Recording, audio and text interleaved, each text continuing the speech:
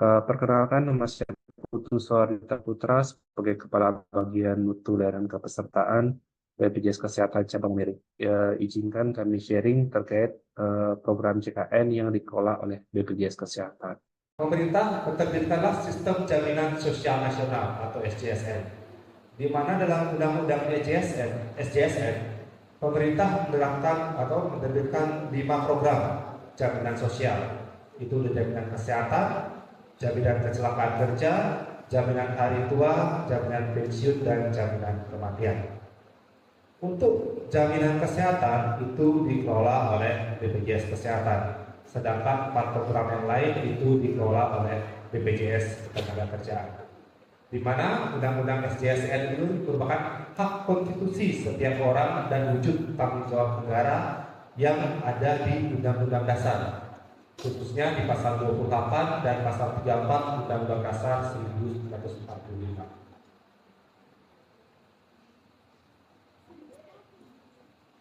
Ini kami sampaikan pemanfaatan pelayanan kesehatan sampai dengan 2023.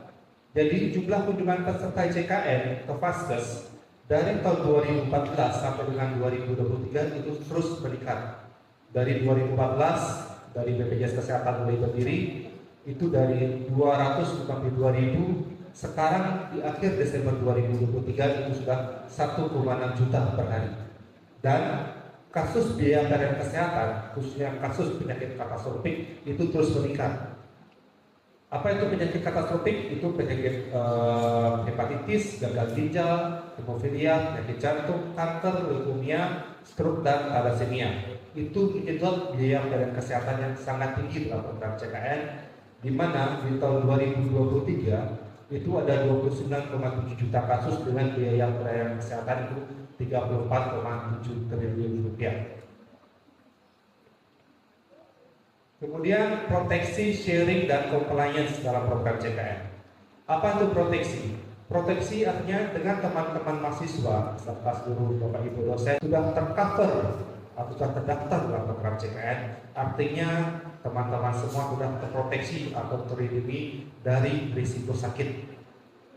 Kemudian yang kedua adalah sharing. Sharing ini artinya gotong royong. Gotong royong berarti iuran yang dikumpulkan dari peserta itu digunakan untuk membiayai biaya pelayanan kesehatan untuk keluarga kita yang membutuhkan pelayanan kesehatan di fasilitas kesehatan. Dan yang ketiga adalah compliance. Compliance artinya patuh.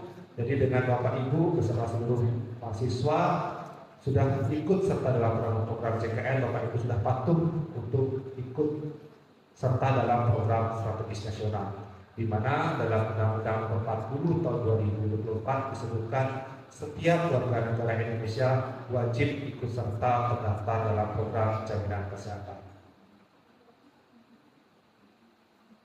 Ini izin kami ilustrasikan terkait gotong royong dalam kepesertaan JKN. Jadi untuk satu orang operasi jantung dengan biaya kurang lebih 130 juta itu dibutuhkan 3.095 orang dengan iuran peserta mandiri kelas 3 sebesar 42.000 untuk membiayai biaya operasi jantung. Jadi satu orang operasi jantung dibutuhkan gotong royong 3.000 peserta mandiri kelas 3 untuk membiayai biaya pelayanan kesehatan. Jadi inilah prinsip program CKN adalah gotong royong. Kemudian pengertian CKN, KIS, dan BPJS Kesehatan. Secara singkatnya ya teman-teman, CKN itu adalah programnya, BPJS itu adalah badan yang menjalankan program CKN, dan KIS itulah identitas peserta program CKN. Jadi tidak ada yang membedakan KIS orang miskin atau KIS sebagai pekerja itu sama. Identitasnya Kartu Indonesia Sehat. Sekarang identitas peserta CKN itu sudah tunggal. Sekarang Bapak Ibu untuk mendapatkan akses pelayanan kesehatan di Vaskes cukup tunjukkan KTP atau nomor induk kependudukan yang ada di KTP atau kartu keluarga. Jadi tidak perlu untuk cetak KIS ke kantor BPJS Kesehatan. Jadi identitas peserta program CKN selain kartu Indonesia Sehat ada juga KIS digital dan kartu tanda penduduk atau KTP.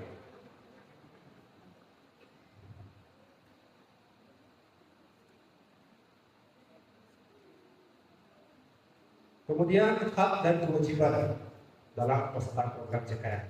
Apa saja hak peserta? Yang pertama adalah menentukan vaskes tingkat pertama yang didirikan saat mendaftar. Jadi untuk vaskes tingkat pertama itu ada apa saja? Ada puskesmas, dokter keluarga, klinik, dokter gigi, dan klinik. Kemudian yang kedua, memperoleh informasi tentang hak dan kewajiban. Yang ketiga, mendapatkan perlindungan data pribadi. Kemudian memanfaatkan NIK sebagai identitas peserta program JKN. Kemudian mendapatkan manfaat pelayanan kesehatan di vaskes yang bekerjasama dengan BPJS Kesehatan. Dan yang terakhir adalah menyampaikan keluhan dan kritik terkait pelaksanaan program JKN ke BPJS Kesehatan. Kemudian apa saja kewajibannya? Kewajiban yang pertama adalah memberikan data diri secara lengkap dan benar. Kemudian yang kedua, membayar iuran secara rutin setiap bulan sebelum tanggal 10. Yang ketiga, melakukan perubahan data diri secara lengkap dan benar kepada BPJS Kesehatan. Kemudian menjaga identitas agar tidak dimanfaatkan oleh orang yang tidak berhak. Dan yang terakhir adalah mentaati prosedur dan ketentuan dalam pelaksanaan program JKN dan melaporkan kepada BPJS Kesehatan jika ditemukan pemberi kerja tidak mendapatkan pekerjanya dalam program JKN.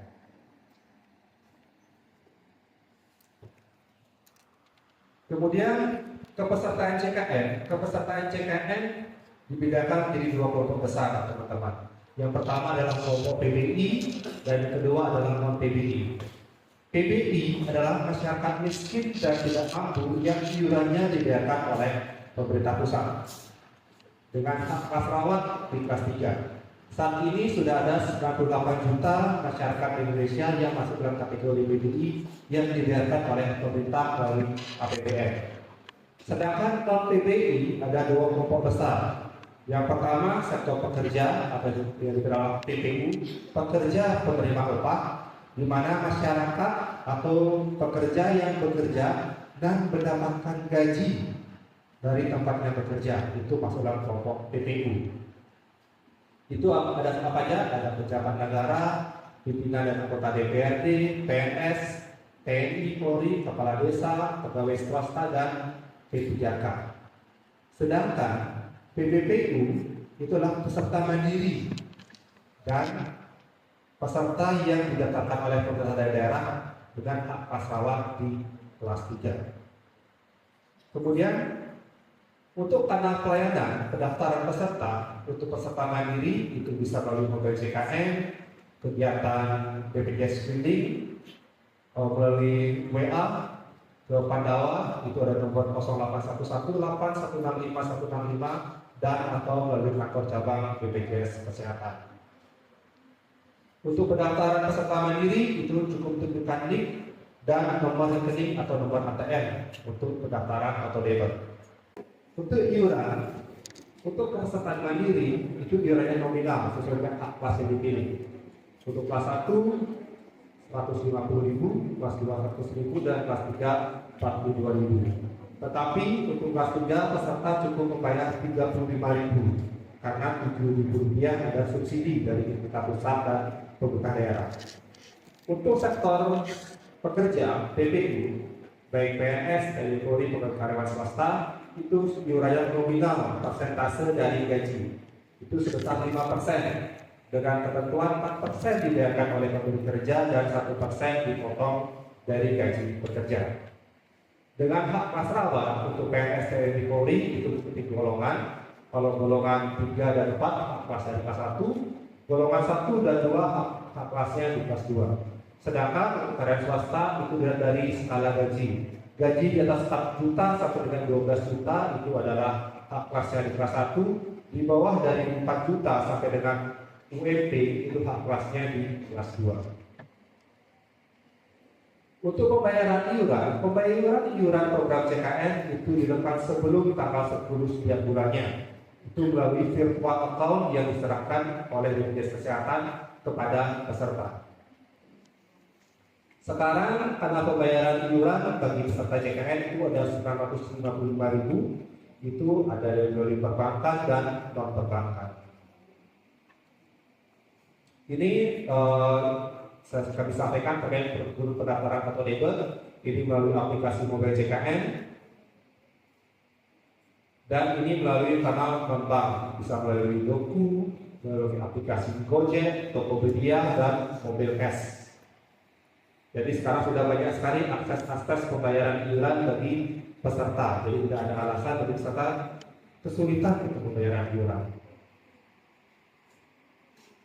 Kemudian kami juga ada program rehab, teman-teman. Program rehab dan program cicilan yang ditujukan bagi peserta mandiri yang menunggak iurannya. Ini ditujukan bagi peserta mandiri yang menunggak iuran lebih dari 3 bulan sampai dengan 24 bulan.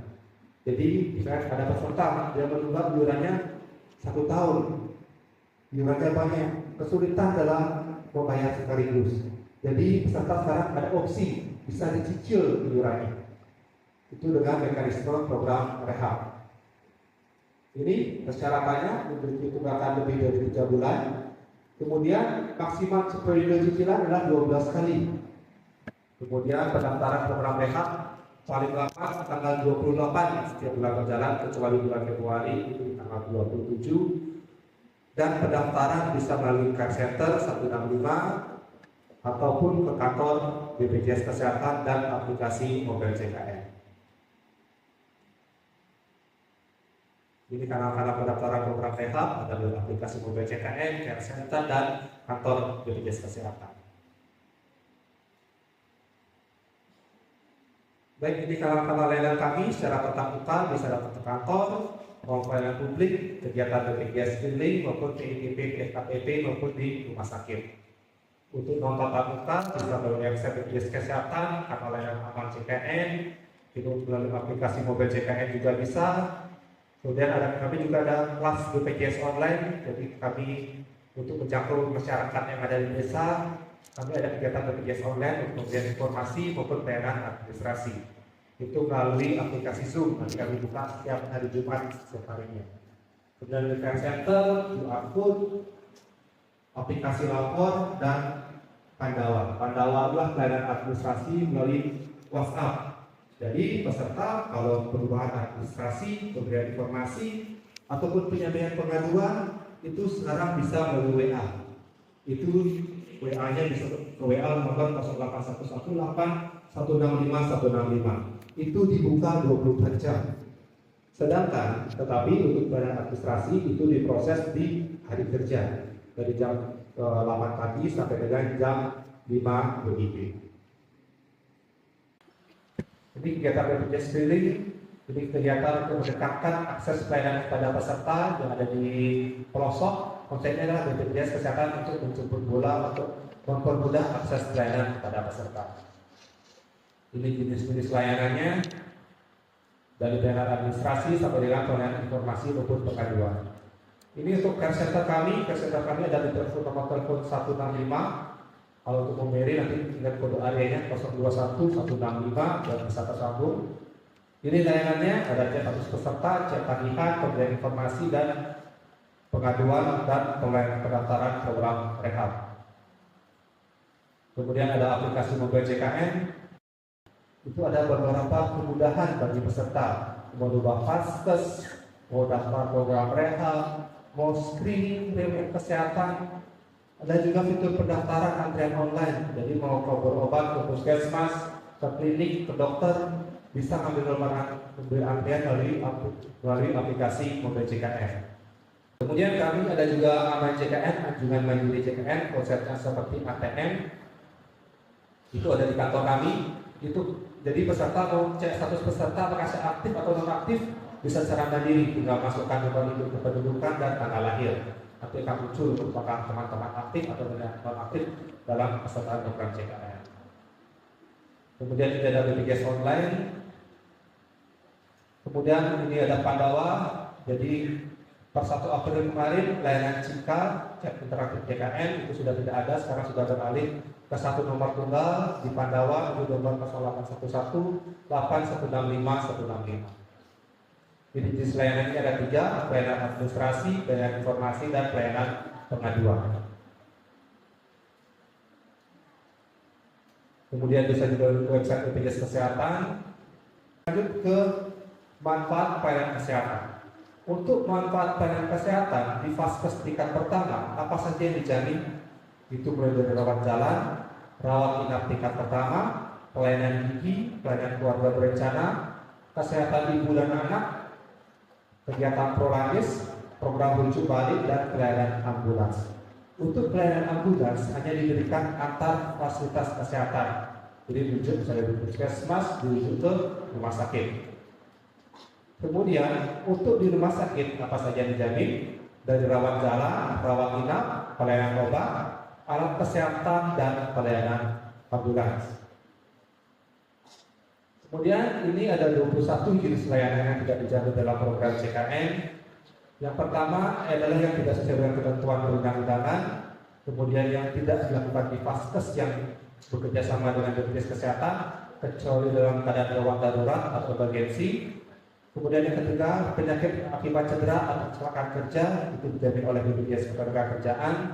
Kemudian yang dijamin dalam program yang dijamin oleh program jaminan kecelakaan lalu lintas. Jadi untuk kecelakaan lalu lintas itu dijamin oleh PT Jasa Raja. Jika yang bersangkutan adalah peserta CKN, maka BPJS Kesehatan adalah sebagai penjamin kedua sesuai dengan hak pas peserta. Kemudian pelayanan yang dilakukan di luar negeri untuk tujuan estetika, untuk mengatasi infertilitas, merantakan gigi atau ortodonsi, penyakit akibat ketergantungan obat dan alkohol, gangguan kesehatan akibat penyakit diri sendiri. Kemudian yang ke-11 pengobatan komplementer. Kemudian pengobatan dan tindakan medis yang dikategorikan sebagai percobaan atau eksperimen. Kemudian alat kontrasepsi, perbekalan kesehatan rumah tangga, kemudian pada masa tanggap darurat atau bencana atau wabah, kemudian pada kejadian yang tak diharapkan yang dapat dicegah, kemudian yang diselenggarakan dalam rangka bakti sosial, kemudian akibat tidak pidana kekerasan, kemudian kegiatan Kementerian Pertahanan, TNI atau Polri, kemudian yang ada hubungan dengan manfaat pelayanan yang tidak dijamin dan yang sudah ditanggung dalam program lain. Inilah 21 jenis layanan yang tidak dijamin dalam program CKN. Sisanya semua dijamin sesuai dengan indikasi medis dan prosedur yang berlaku dalam pelaksanaan program CKN. Ini alur pelayanan kesehatan, teman-teman. Jadi jika peserta sakit, pertama kali wajib datang ke Vaskes tingkat pertama yang dipilih saat mendaftar. Apa saja Vaskes tingkat pertama itu? Ada puskesmas, dokter keluarga, klinik, atau dokter gigi sebagai pasangannya. Jika tidak bisa ditangani di Vaskes tingkat pertama, baru teman-teman atau peserta akan dirujuk ke rumah sakit yang bekerja sama dengan BPJS Kesehatan. Kecuali dalam keadaan emergensi atau gawat darurat, peserta bisa langsung datang ke rumah sakit atau UGD rumah sakit, baik yang bekerja sama maupun yang belum bekerja sama dengan BPJS Kesehatan. Apa saja yang masuk dalam kategori kriteria gawat darurat? Yang pertama adalah yang mengancam nyawa atau membahayakan diri. Kedua, adanya gangguan jalan nafas, adanya penurunan kesadaran, adanya gangguan hemodinamik dan memerlukan tindakan segera. Di mana kategori atau kriteria emergensi itu ditentukan oleh dokter penanggung jawab pasien atau dokter yang ada di UGD rumah sakit. Kemudian apa saja yang perlu diperhatikan saat mengakses pelayanan kesehatan?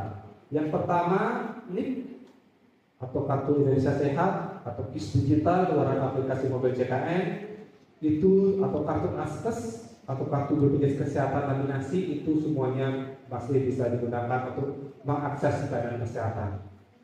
Yang kedua, saat berobat, pasien diberikan waktu 3 kali 24 jam untuk dapat menunjukkan identitas peserta CKN dalam posisi aktif untuk bisa dijamin. Kepesertaan CKN harus dipastikan di awal pelayanan, jadi tidak bisa diubah di tengah-tengah atau di akhir.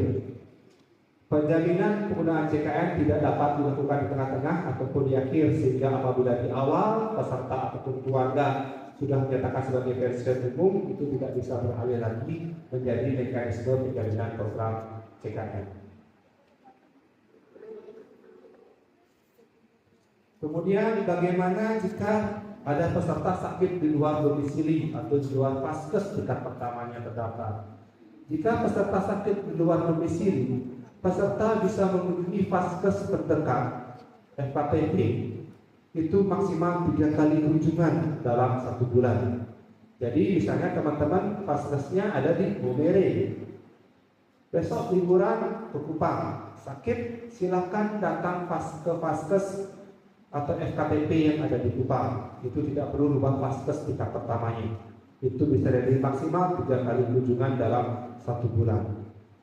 Kecuali dalam keadaan gawat darurat atau emergensi, peserta bisa langsung datang ke vaskes atau rumah sakit baik yang bekerja sama ataupun yang sudah bekerja sama dengan BPJS Kesehatan, dan manfaatkanlah NIK sebagai identitas peserta JKN. Kemudian bagaimana jika hak praperawatan penuh? Jika hak praperawat penuh untuk peserta mandiri dengan hak praperawat kelas 3 atau peserta PBI JK atau PBI Pemda, jika hak kelasnya adalah hak kelas 3 dan tidak diperkenankan naik kelas atas keinginan sendiri. Tetapi jika hak kelasnya penuh, maka peserta bisa dititipkan di kelas yang lebih tinggi. Nanti kalau sudah tersedia lagi di kelas 3, maka akan dikembalikan lagi ke ruangan kelas 3. Untuk peserta pekerja itu hak kelasnya mengikuti golongan atau gaji. Jika hak kelasnya penuh di kelas 2 atau di kelas 1, maka bisa dititipkan satu tingkat di atasnya ataupun di bawahnya. Tetapi jika ingin naik kelas atas keinginan sendiri, nanti selisih biaya itu dibayarkan oleh peserta, atau jika memiliki asuransi komersial itu dibayarkan oleh asuransi komersialnya. Kemudian begitu juga dengan peserta mandiri, jika kelasnya penuh itu bisa naik kelas, jika dititipkan nanti kalau sudah tersedia akan dikembalikan lagi. Tetapi jika ingin naik kelas atas keinginan sendiri itu nanti membayar sisi biayanya. Ini mekanismenya. Untuk peserta jenis perawatan rawat jalan eksekutif, selisih biaya maksimal itu maksimal Rp400.000. Jika kelas 2 naik kelas 1, maka selisih biayanya adalah selisih tarif inasi bijis kelas 1 dikurangi tarif inasi bijis kelas 2. Apa itu tarif inasi bijis? Tarif inasi bijis itu adalah tarif atau biaya yang dibayarkan oleh BPJS Kesehatan ke rumah sakit sesuai dengan kelas rumah sakit dan diagnosa dari peserta. Kemudian kalau kelas 1 naik ke di atas kelas 1, maka selisih biaya maksimal 75% dari tarif inasi bijis kelas 1. Sedangkan kalau kelas 2 naik di atas kelas 1, atau kelas 2 naik ke VIP, maka selisihnya adalah tarif inasi bijis kelas 1 dikurangi tarif inasi bijis kelas 2 ditambah 75% tarif inasi bijis kelas 1. Ini manfaat alat bantu kesehatan yang dijamin. Jadi kalau ada yang sakit mata atau memerlukan kacamata, itu ada bantuan alat kesehatan untuk kelas 1 330, kelas 2 220, dan kelas 3 165. Itu bisa diganti paling cepat 2 tahun sekali. Itu ada alat bantu dengar, ada protesa gigi, protesa tangan, alat bantu gerak, offset tulang belakang, polar neck, dan tongkat ataupun krum. Baik, sekian yang dapat kami sampaikan.